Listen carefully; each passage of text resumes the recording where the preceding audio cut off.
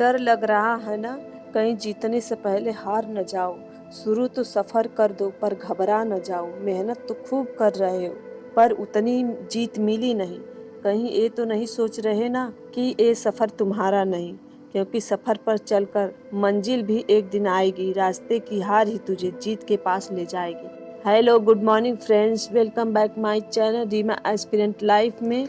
आप सब कैसे हैं? आई होप कि आप सब बहुत अच्छे होंगे, मस्त होंगे, आपकी स्टडी भी अच्छी चल रही होगी। आज मैं जल्दी उठी थी। इस टाइम मॉर्निंग के 5 बजने में 20 मिनट बाकी है। अब मैं जा रही हूँ अपना बिस्तर समेटूंगी। बिस्तर समेटने के बाद मैं जाऊंगी अपनी स्टडी स्टार्ट करूंगी।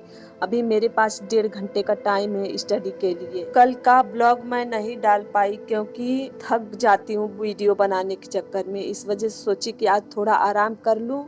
स्टडी तो करती हूँ लेकिन वीडियो नहीं बनाती जिस दिन वीडियो अगर नहीं डालती। इस वजह से सोची कि थोड़ा आराम कर लूँ, कल से डालूँ। मेरे फर्स्ट स्टडी स्लॉट में मैं जीके जीएस पढ़ी। इसमें मेरा गांधी युग है। गांधी युग आज और कल में कंप्लीट हो जाएगा। फिर उसके बाद मैं अगला चैप्टर स्टार्ट करूंगी। हर सिक्के के 2 पहलू होते हैं। हमारा जीवन, हमारा करियर भी जीवन रूपी सिक्के के 2 पहलू पॉजिटिव विचार और निगेटिव विचार के इर्द गिर्द घूमता है। जो विचार हावी होते हैं हमारा जीवन वैसा ही होता चला जाता है। जीवन विचारों का ही खेल है। जीवन जीने और सफलता पाने के लिए हमें विचारों को समझने और उनके अनुरूप काम करने तथा नहीं करने की कला में निपुण होना आवश्यक है।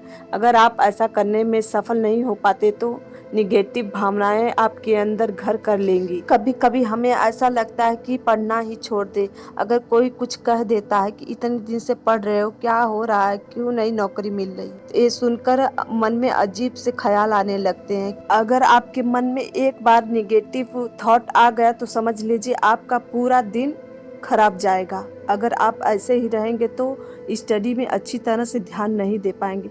इसलिए जितना हो सके आप पॉजिटिव बने रहिए। कभी कभी हम लोग ये गलती कर देते कि हमें खुद पर विश्वास नहीं रहता कि हम ये काम कर पाएंगे। पहले ही अपने ऊपर शक करने लगते, निगेटिव थॉट बनाने लगते। यही निगेटिव थॉट हमें आगे जाके फेलियर का कारण बन जाते हैं हम लोगों के। तो अगर निगेटिव थॉट सोचेंगे तो उसी हिसाब से निगेटिव आपकी लाइफ में होगा। जब स्टूडेंट अपनी स्कूली पढ़ाई पूरा करने के बाद अपने फ्यूचर की कल्पना उम्मीद के साथ कॉलेज में दाखिला लेते हैं तो उस टाइम उनके मन में अंदर एक सपना रहता है। वो अपने सपने से बाहर निकल के वास्तविकता में आते हैं तो जो सोचे रहते वो उनके मन मुताबिक नहीं हो पाता। जब आप किसी जॉब की तैयारी के लिए एग्जाम देते हैं तो आपको लगता है कि मैं उस एग्जाम को क्रैक कर लूँगा, मेरा हो जाएगा। लेकिन जब रिजल्ट आता है तो आपके मन मुताबिक रिजल्ट नहीं आता तो आपको खुद पर विश्वास नहीं होता और आप खुद अपने ऊपर शक करने लगते हैं कि मैं ये काम नहीं कर पाऊँगा। और इसी तरह आपके मन में निगेटिव थॉट आते रहते हैं और आप अपने आप को लो फील करने लगते हैं। हेलो एवरीवन, इस टाइम दोपहर के 12 बज रहे हैं। अब मैं जा रही हूँ अपना सेकंड स्लॉट स्टार्ट करने। सेकंड स्लॉट में मेरा न्यूट्रिशन साइंस रहेगा। न्यूट्रिशन साइंस इसलिए नहीं खत्म हो रहा है क्योंकि मैं हेल्थ साइंस भी इसी में राइट की हूँ। दोनों को मिक्स करके सेपरेट करके राइट की हूँ, इस वजह से खत्म नहीं हो रहा। नहीं तो अब तक तो न्यूट्रिशन साइंस खत्म हो गया होता, लेकिन मैं हेल्थ साइंस भी उसी में राइट की हूँ तो दोनों को पढ़ रही हूँ। तो समझ लीजिए न्यूट्रिशन साइंस खत्म हो गया। अब सर्च अरे हेल्थ साइंस है बाकी। इसमें मेरा चैप्टर आहार संरक्षण है।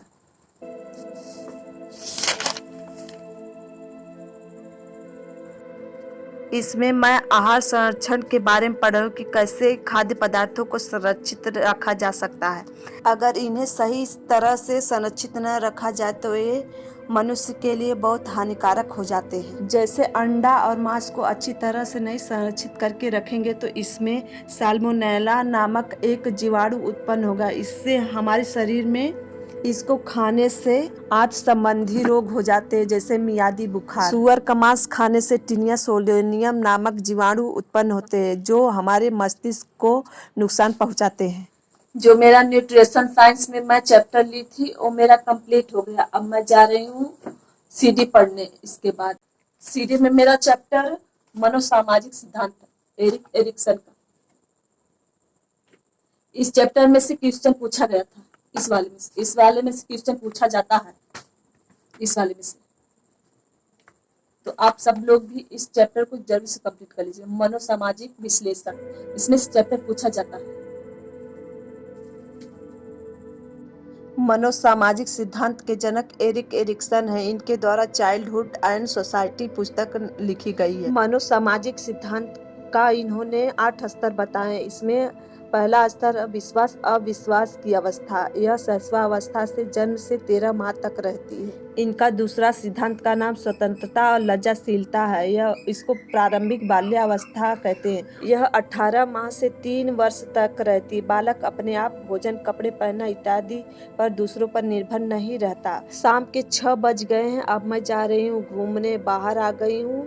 इस टाइम बाहर कोई नहीं है। मेरी मम्मी और बड़ी मम्मी जहाँ धान रोपने के लिए बिया डाली गई वहीं सब बैठी हैं, तो मैं भी जा रही हूँ। बस वहाँ दिख रहा है सामने एक पक्की सड़क गई है, उसी के बगल में ही मेरा खेत है। धान रोपने के लिए कितना प्रोसेस करना पड़ता है। पहले बिया डाली जाती है, उस बिये को उखाड़ कर फिर रोपा जाता है। फिर जब वो 1 महीने का हो जाता है फिर उसको उखाड़ कर रोपाई, फिर उसकी रोपाई की जाती है, तब जाकर कहीं चावल मिलता है खाने को। क्या आप लोगों ने कभी महसूस किया कि अगर हम कुछ गलत सोचते हैं, हमारे मन में गलत भावना आती है, तो कुछ समय के बाद वही सब हमारे साथ होने लगता है। मेरे साथ तो ऐसा हमेशा होता है। पहले मैं इतना सोचती जैसे लगता है कि मैं पागल हो जाऊंगी, लेकिन मैं समय के हिसाब से बदल गई।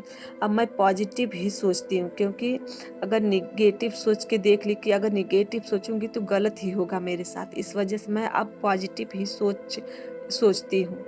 मुझे कभी कभी लगता था कि क्या मुझे बीमारी हो गई सोचने की, लेकिन समय के हिसाब से मैंने अपने आप को बहुत मुश्किल से चेंज किया, तब जाके मैं ऐसी हुई। बस मैं इस सोच के साथ तैयारी करती हूँ कि कभी न कभी मुझे जॉब जरूर मिलेगी, चाहे जब मिले लेकिन मिलेगी। मैं हार नहीं मानूंगी।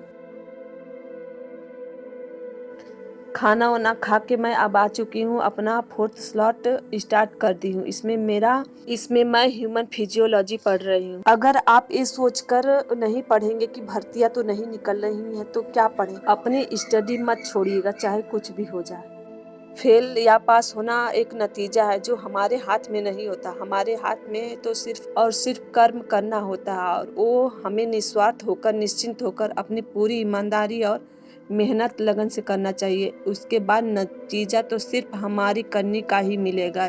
जैसा होगा कर्म वैसा होगा फल। लाइफ में बिना मेहनत के कुछ नहीं मिला है, न मिलेगा।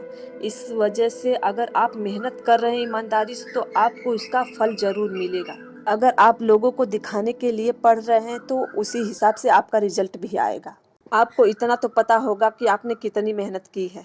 मेरा आज का टारगेट कंप्लीट हो गया, अब मैं जा रही हूँ सोने। जितना भी आज का स्लॉट था कंप्लीट हो गया।